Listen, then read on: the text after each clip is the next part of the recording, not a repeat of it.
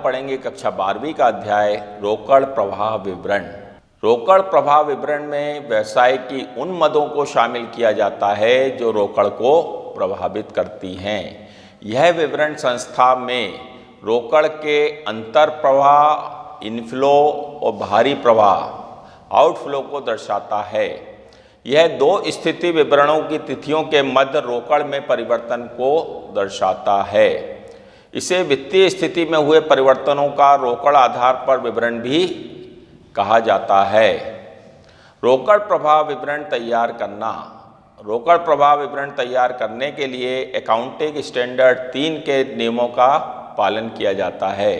रोकड़ प्रवाह विवरण के अंतर्गत रोकड़ की प्राप्तियों एवं भुगतानों को 3 वर्गों में विभाजित किया जाता है। नंबर 1, संचालन क्रियाएं, ऑपरेटिंग एक्टिविटीज। नंबर 2, विनियोग क्रियाएं, इन्वेस्टिंग एक्टिविटीज। नंबर 3, वित्तीय क्रियाएं, फाइनेंसिंग एक्टिविटीज। अब सर्वप्रथम हम संचालन संबंधी क्रियाओं से रोकड़ प्रवाह की गणना करेंगे। तो संचालन संबंधी क्रियाओं से रोकड़ प्रवाह की गणना करने की 2 विधियां प्रचलित हैं। प्रथम प्रत्यक्ष विधि, डायरेक्ट मेथड, और दूसरी है अप्रत्यक्ष विधि, इनडायरेक्ट मेथड।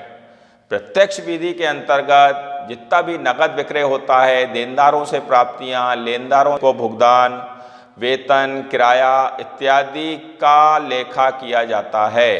बच्चों, अब हम संचालन क्रियाओं से संबंधित प्रारूप के बारे में जानेंगे।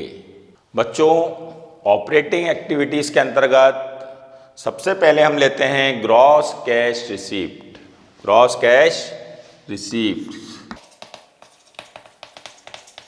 ग्रॉस कैश रिसीप्ट कि बिजनेस में जितना भी कैश हमें रिसीव्ड होता है, तो कैश किन किन सोर्सेज से रिसीव्ड होता है? Cash sales. यदि हम कैश सेल करते हैं तो हमें रोकड़ आएगी हमारे पास, ठीक है। कैश रिसीव्ड फ्रॉम डेटर, जो डेटर हमारे मार्केट में है, जब वो हमें कैश देंगे तो वो भी हमें कैश रिसीव्ड होगा। Cash received from debtors.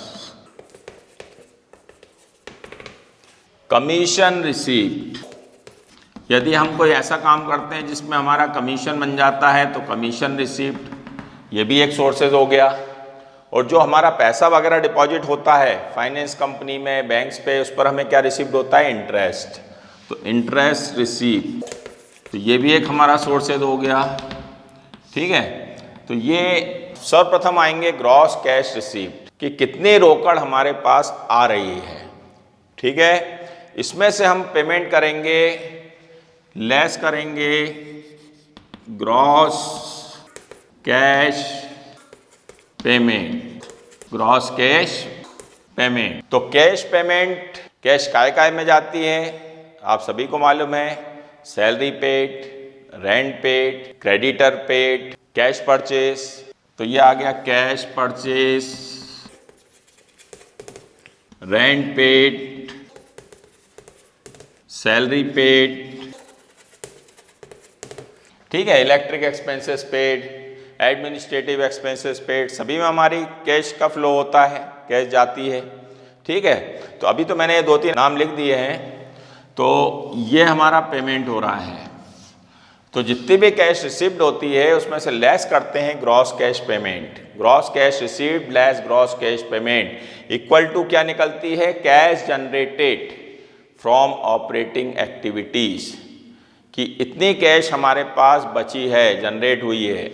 क्या निकलेगा? Cash generated from operating activities.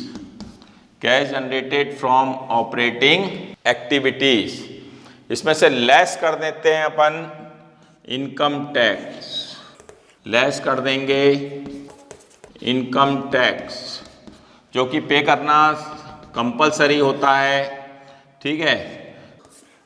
तो हमारे पास आ जाएगा cash flow before extraordinary item.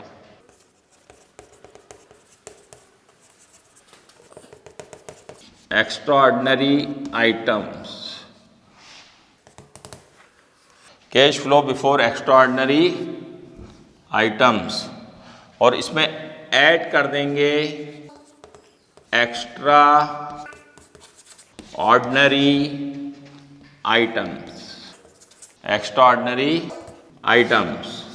तो ये अपना फाइनल अमाउंट आ जाएगा net cash flow, net cash flow from operating activities.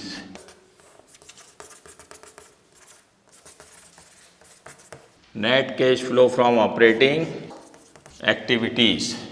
ठीक है, ये एक्स्ट्रा ऑर्डिनरी आइटम क्या है? ये एक्स्ट्रा ऑर्डिनरी आइटम एक्चुअल में एक्स्ट्रा ऑर्डिनरी इनकम है। जैसे मान लीजिए बाढ़ आ जाती है, तूफान आ जाता है, भूकंप आ जाता है, उससे यदि अपने बिजनेस को कोई क्षति पहुंचती है और बाद में हमें कोई कंपनसेशन गवर्नमेंट से रिसीव्ड होता है, तो वो इनकम होती है एक्स्ट्रा ऑर्डिनरी इनकम। वो इनकम कौन सी होती है? Extra ordinary income. या मान लीजिए आपकी दुकान में आग लग जाती है और बाद में कोई कंपनसेशन देती है, मान लो इंश्योरेंस कंपनी, तो इंश्योरेंस से जो क्लेम रिसीव्ड होता है वो होती है एक्स्ट्रा ऑर्डिनरी इनकम। तो वो इनकम को भी अपन प्लस कर देते हैं, तब हमारे पास आ जाती है net cash flow from operating activities. शुद्ध रोकड़ हमें प्राप्त हो जाती है। बच्चों, अब हम संचालन क्रियाओं से संबंधित आंकिक प्रश्नों पर चर्चा करेंगे। प्रश्न क्रमांक 1, निम्न सूचनाओं से संचालन क्रियाओं से रोकड़ प्रवाह की गणना कीजिए प्रत्यक्ष विधि द्वारा।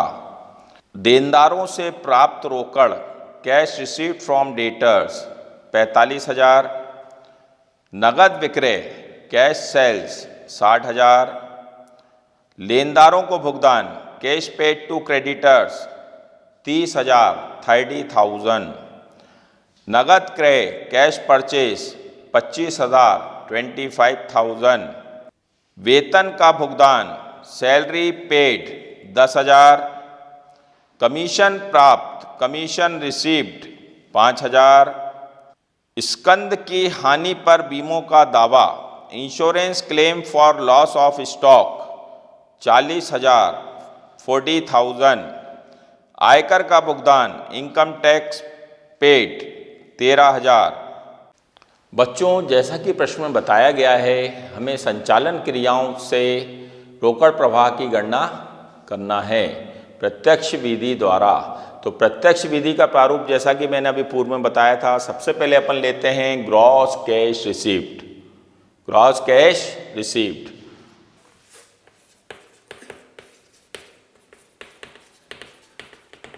Gross cash रिसीव्ड्स।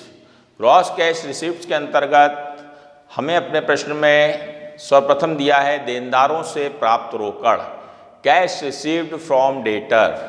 साफ साफ बोला गया है रोकड़ प्राप्त cash received from debtors, cash received from debtors. Debtors से जो हमें रोकड़ प्राप्त हुई है 45,000 45,000। इसके पश्चात दिया है नगद विक्रय कैश सेल। कैश सेल करने से भी हमारे पास रोकड़ क्या होती है? आती है। तो यह आ गया कैश सेल्स, कैश सेल्स 60,000। कितना दिया हुआ है? 60,000। तो ये दो प्राप्तियां आ गई हमारी। और प्रश्न में क्या दिया है? लेनदारों को भुगतान, यहाँ तो पैसा जा रहा है। नगद क्रय कैश परचेस करेंगे तो भी पैसा जाएगा। सैलरी पेड करने पे भी हमारे पास से पैसा क्या हो रहा है? कैश का फ्लो जा रही है कैश। ठीक है। कमीशन प्राप्त, कमीशन रिसीव्ड होगा तो हमारे पास पैसा क्या होगा? आएगा। तो यह आ गया कमीशन रिसीव्ड, कमीशन रिसीव्ड 5,000 5,000।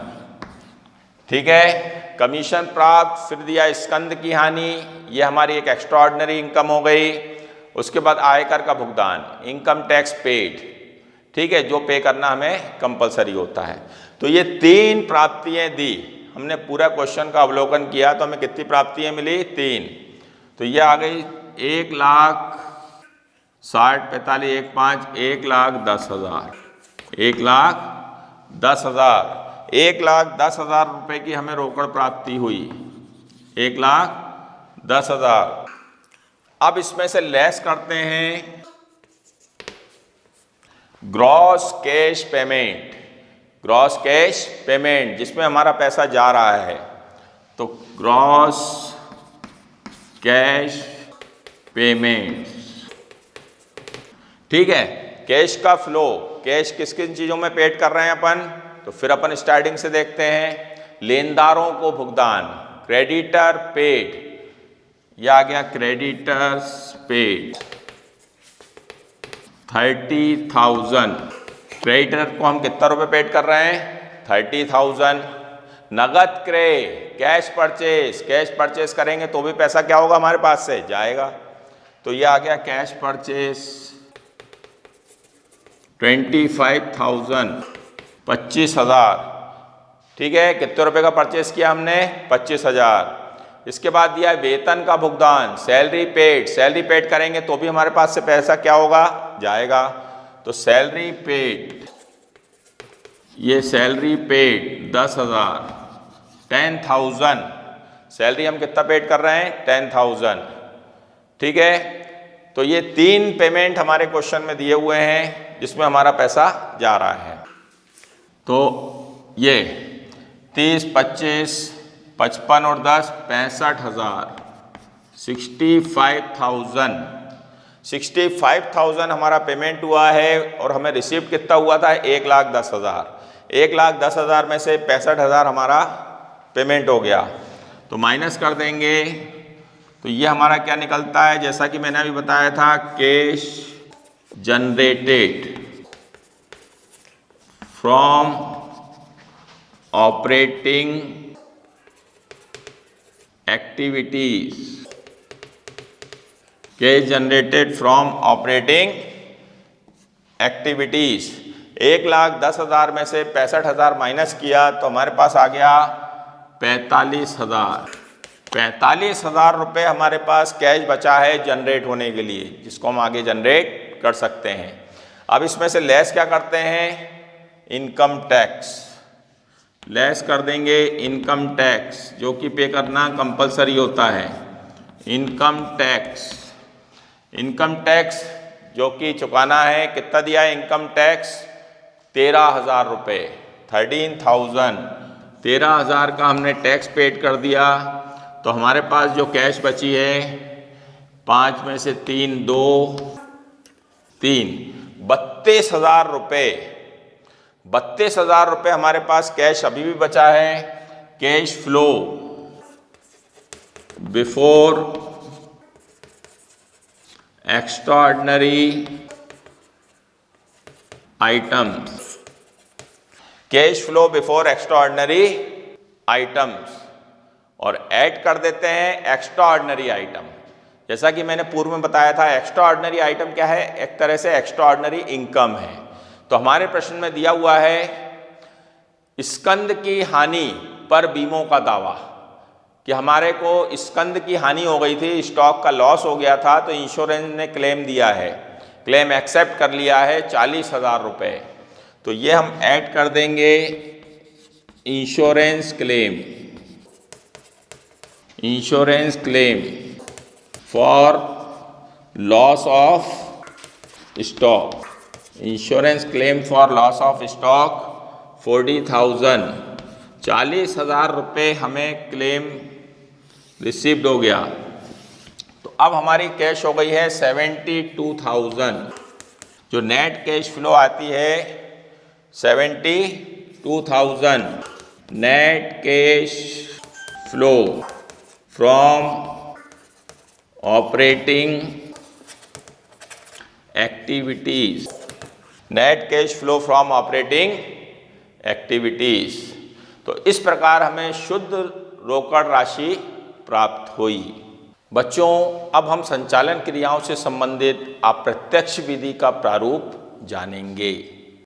तो देखिए बच्चों, cash flow from operating activities indirect method, indirect method के अंतर्गत रोकड़ का प्रवाह जानने के लिए net profit for the year, 2 सालों का अंतराल से जो नेट प्रॉफिट निकलता है उसको हम आधार मान के चलते हैं।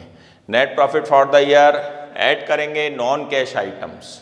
नॉन कैश आइटम्स वो आइटम जो कि कैश में नहीं होते, है ना, एडजस्टमेंट्स होते हैं, जैसे depreciation, goodwill return of, loss on sale of fix assets, dividend paid इत्यादि।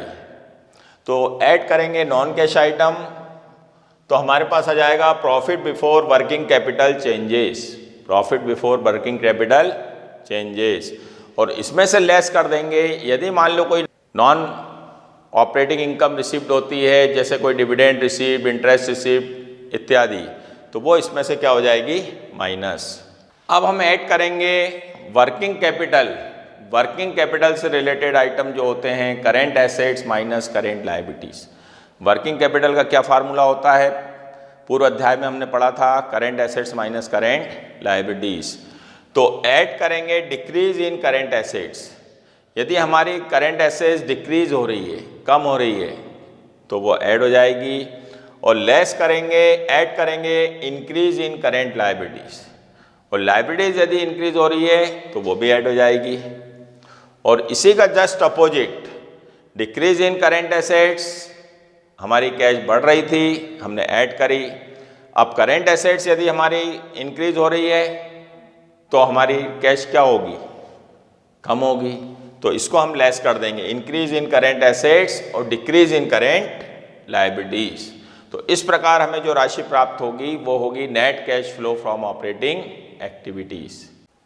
बच्चों, अब हम संचालन क्रियाओं से रोकड़ प्रवाह के अंतर्गत अप्रत्यक्ष विधि का प्रश्न हल करेंगे। निम्न सूचनाओं से संचालन संबंधी क्रियाओं से रोकड़ प्रवाह ज्ञात कीजिए। लाभ हानि खाता 2017 60,000 रुपये, 2018 90,000। प्राप्त विपत्र बिल्स रिसीवेबल 2017 के दिए हैं 42,000, 2018 के 54,000। मूलहास आयोजन प्रोविजन फॉर डेप्रिसिएशन 2017 में 90,000, 2018 में 96,000। अदत्त किराया आउटस्टैंडिंग रेंट 2017 में 7,000, 2018 में 12,000। पूर्वदत्त बीमा प्रीपेड इंश्योरेंस 2017 में 4,200, 2018 में 3,600। गुडविल ख्याति 2017 में 50,000, 2018 में 48,000। देनदार डेटर्स 2017 में 42,000, 2018 में 54,000, 54,000। बच्चों, जैसा कि प्रश्न में बताया गया है, सर्वप्रथम हम लेते हैं net profit for the year. जैसा कि प्रश्न में बताया गया है 2 वर्षों के लाभ हानि खाते दिए हैं, तो इनका जो हम अंतर की राशि होती है वही डिसाइड करती है कि लाभ हो रहा है अथवा हानि। 2017 में 60,000 रुपये एवं 2018 में 90,000 रुपये प्रॉफिट दिया है, मतलब 30,000 रुपये बढ़ रहा है। बढ़ना मतलब लाभ। यदि ये कम हो रहा होता मतलब हानि। हानि होती तो हम इसको यहाँ ब्रैकेट में कर देते। ब्रैकेट में करना मतलब अंडरस्टूड है कि ये लॉस है, ठीक है, नेट लॉस हो रहा है। लेकिन हमारे क्वेश्चन में क्या हो रहा है, 60,000 का 90,000, तो 30,000 रुपये क्या हो रहा है, प्रॉफिट। ये 30,000 रुपये प्रॉफिट हो गया, ठीक है। 90,000 माइनस 60,000, तो 30,000 रुपये प्रॉफिट हुआ। अब इसमें ऐड कर देंगे non cash items. Non cash item जो होते हैं गैर रोकड़ मदें, ठीक है। तो जैसा कि मैंने नॉन कैश आइटम की आपको एक सूची बताई थी, तो हमारे प्रश्न में कौन कौन से नॉन कैश आइटम दिए हैं, तो देखो हमारे प्रश्न में दिया है एक तो डेप्रिसिएशन। डेप्रिसिएशन दिया हुआ है मूलहास 90,000 का था 96,000। 90,000 पिछले साल था, इस साल है 96,000, तो 6,000 रुपये हो रहा है डेप्रिसिएशन। ये डेप्रिसिएशन 6,000, डेप्रिसिएशन कितना आ गया, 6,000। और दूसरा आइटम हमारे क्वेश्चन में दिया हुआ है ख्याति, गुडविल। गुडविल जो थी 50,000 की थी 48,000 हो गई, तो 2,000 रुपये रिटर्न ऑफ हो रही है, कम हो रही है, ठीक है। तो goodwill return of, goodwill return of 2,000, तो 6,000, 2,000, 8,000, ये नॉन कैश आइटम आ गए हमारे 8,000, ठीक है। तो 30,000 और 8,000, 38,000 रुपये आ गया हमारा profit before, profit before working capital changes, profit before working capital changes. अब इसमें हम, जैसा कि मैंने बताया था, वर्किंग कैपिटल से related current assets, decrease in current assets, यदि करेंट एसेट्स डिक्रीज हो रही है तो वो इसमें हम क्या कर देंगे, add, decrease in current assets, decrease in current assets. ये करेंट एसेट्स को मैंने सी ए शो कर दिया है, करेंट एसेट्स। तो हमारे क्वेश्चन में देखो आप, करेंट एसेट्स कौन सी दी है, क्या वो डिक्रीज हो रही है? तो देखो करेंट एसेट्स में हमें दिया हुआ है प्राप्य विपत्र, बिल्स रिसीवेबल 42,000 का था 54,000 हो गया, मतलब 12,000 इंक्रीज हो रहा है, इंक्रीज हो रहा है, तो यह हम अभी नहीं लेंगे, ठीक है। और हमारे क्वेश्चन में दिया है पूर्वदत्त बीमा, प्रीपेड इंश्योरेंस, प्रीपेड इंश्योरेंस 4200 का था 3600 हो गया, 4200 का 3600 हो गया, तो 600 रुपये डिक्रीज हो रहा है, 600 रुपये क्या हो रहा है, डिक्रीज, ये हम ले लेंगे। और तीसरी करंट एसेट्स हमारे क्वेश्चन में दी है देनदार, डेटर्स, डेटर्स भी इंक्रीज हो रहे हैं, 42 के 54 हो रहे हैं, तो ये भी नहीं लेंगे। तो पूर्वदत्त बीमा, प्रीपेड इंश्योरेंस, ये आ गया प्रीपेड इंश्योरेंस 600 रुपये, कितने रुपए इंश्योरेंस डिक्रीज हो रहा है, 600 रुपये, ओके। दूसरा आइटम हम ऐड लेक करते हैं, इंक्रीज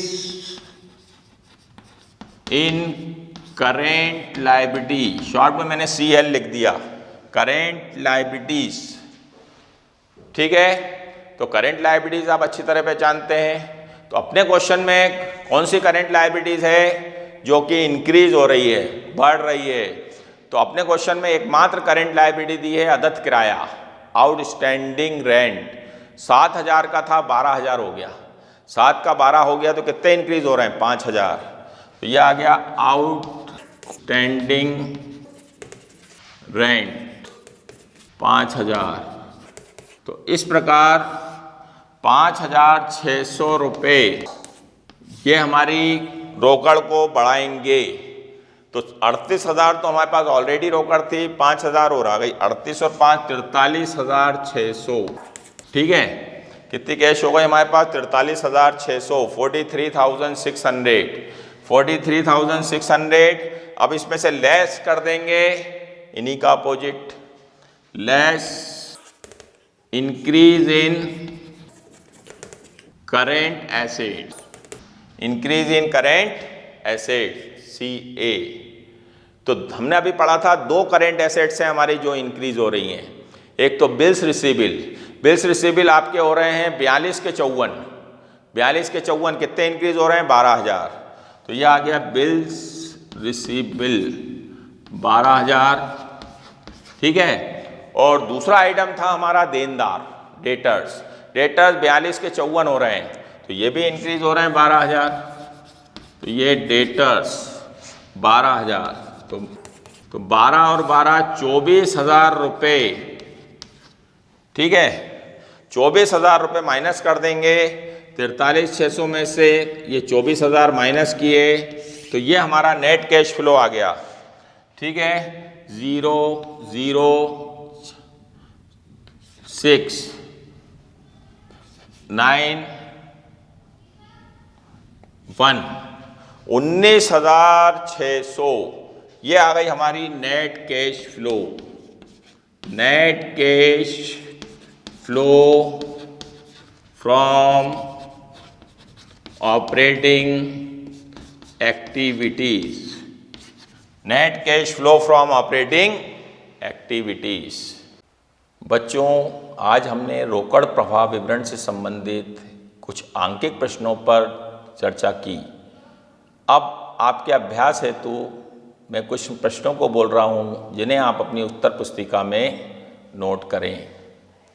प्रश्न क्रमांक 1, रोकड़ प्रवाह विवरण से क्या आशय है? What do you mean by cash flow statement? प्रश्न क्रमांक 2, रोकड़ प्रवाह विवरण की सीमाओं का वर्णन करो। Explain the limitations of cash flow statement. प्रश्न क्रमांक 3, रोकड़ प्रवाह विवरण एवं रोकड़ बजट में अंतर स्पष्ट करो।